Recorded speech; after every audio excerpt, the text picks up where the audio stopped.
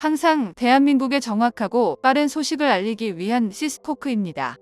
구독과 좋아요는 영상 제작에 큰 힘이 됩니다. 우크라이나 전쟁이 벌써 3년째로 접어든 가운데 전황이 심상치 않게 돌아가고 있습니다. 우크라이나 병사들의 목숨을 건 분전과 서방의 지원으로 러시아를 막아내고 대치를 이어왔었으나 병력과 화력 모두에서 열세에 처해 전선에서 크게 밀려나고 있는 상황입니다. 특히 치열한 참호전을 이어나갔던 동부 도네츠크 지역을 러시아가 장악하는 데 성공하며 전세를 뒤집어 놓았는데요. 이대로면 정말로 우크라이나가 러시아에 패배할 수 있다는 위기감을 느낀 유럽 국가들이 우크라이나 전쟁 참전 및 한국 무기 투입을 검토하고 있다는 놀라운 소식이 전해졌습니다. 소식을 접한 푸틴은 유럽군과 한국 무기가 우크라이나에 발을 내딛는 순간 확전을 각오해야 할 것이라고 경고하고 나서며 유럽의 긴장감이 어느 때보다 높아지고 있는데요. 자칫 세계 3차 대전의 시발점이 될 수도 있다고 우려받고 있는 이번 사태에 대해 자세히 알아보도록 하겠습니다. 지난 31일 로이터 통신은 화력과 병력에서 모두 앞서는 러시아가 우크라이나를 무자비하게 짓밟고 있다고 보도했습니다. 전략적 요충지였던 아우디오카를 러시아군에 빼앗기고 동부 전선이 사실상 붕괴되며 우크라이나 군은 후퇴의 후퇴를 거듭하고 있는데요. 러시아와 우크라이나 군은 도네츠크 인근 산업도시 아우디오카를 둘러싸고 4개월이 넘는 시간 동안 전투를 이어나가고 있었습니다. 그런데 얼마 전 새롭게 부임한 우크라이나 총사령관은 병력을 보존하고 더욱 안전한 위치에서 진지를 구축하기 위해 철수를 결정하며 결국 러시아군의 손에 넘어가게 되었습니다. 전략적 후퇴라고 하지만 러시아군이 큰 승리를 거두었다는 것은 부정할 수 없는 사실인데요. 심지어 지난 2월 미국에서 지원해 우크라이나에 투입된 M1 에이브람스 전차까지 러시아군에 의해 격파당했다는 비보까지 전해졌습니다. 우크라이나 군에서는 에이브람스 전차를 절대 밀려서는 안 될 가장 중요한 전장에 투입하고 있었는데 그 에이브람스까지 격파당할 정도로 우크라이나 군의 상황이 좋지 못하다는 것인데요. 이스라엘 전쟁으로 인해 미국의 지원이 사실상 중단된 가운데 우크라이나는 개전 이래 최악의 상황에 직면해 있습니다. 우크라이나 역시 병력과 장비를 수습해 자시 반격에 나서려고 하고 있으나 매일 개미떼처럼 늘어나고 있는 러시아군을 상대하기에는 역부족이었는데요.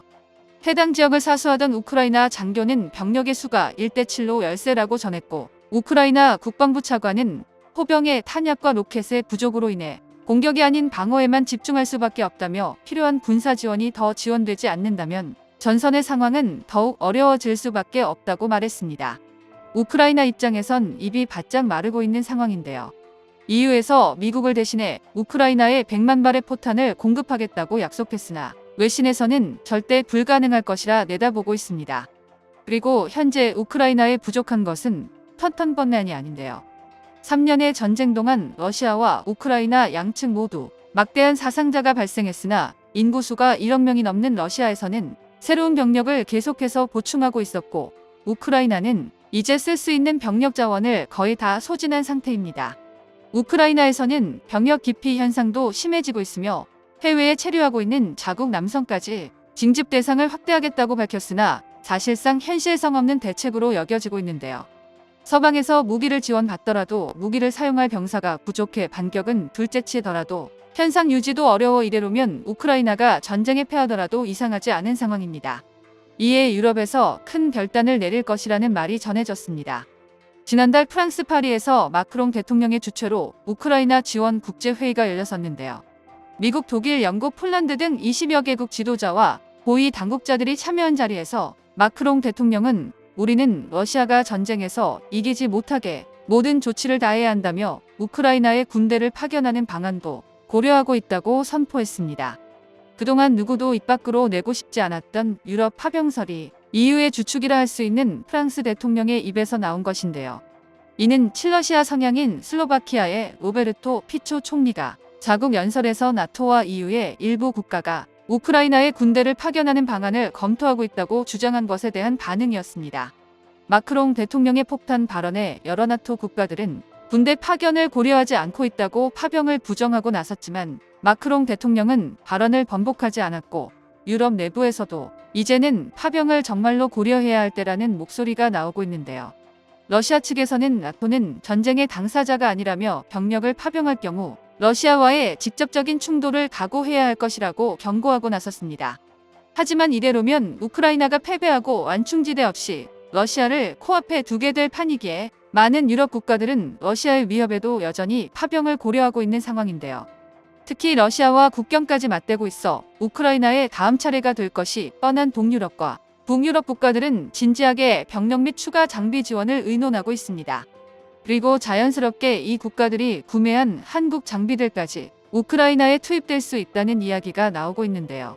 가장 많이 거론되고 있는 한국 무기는 전 세계 베스트셀러인 155mm 자주포 K9입니다. 폴란드뿐만 아니라 노르웨이, 에스토니아, 핀란드, 튀르키예까지 수백여 대가 운용되고 있으며 한국에서 수입한 K9 전용 155mm 포탄도 충분히 준비되어 있습니다. 성능에서도 러시아의 구형 자주포를 압도하고 있기에 막대한 자주포 병력 중 일부만 전선에 투입된다면 서방 전차 이상으로 전황을 크게 뒤바꿔 놓을 것으로 기대받고 있는데요. 그리고 우크라이나에서 가장 바라고 가장 기대하고 있을 무기는 따로 있습니다. 최근 폴란드에 실전 배치된 천무 다연장 로켓인데요. 지난해 12월 폴란드군은 한국에서 인도받은 폴란드형 천무 호마르케이를 폴란드 제18보병 연대에 실전 배치했다고 발표했습니다. 공개된 호마르케이의 사진에서 오른쪽 포트에는 주탄약인 230mm 로켓 발사기가, 왼쪽 포트에는 사정거리 300km 지대지 탄도미사일 KTSSM2형 600mm 발사기가 장착되어 있는 것이 인상적이었는데요. 개전 이래 지금까지 우크라이나 전쟁에서 가장 게임 체인저다운 활약을 보여주고 있는 무기는 미국제 다연장 로켓 하이마스라고 할 수 있습니다.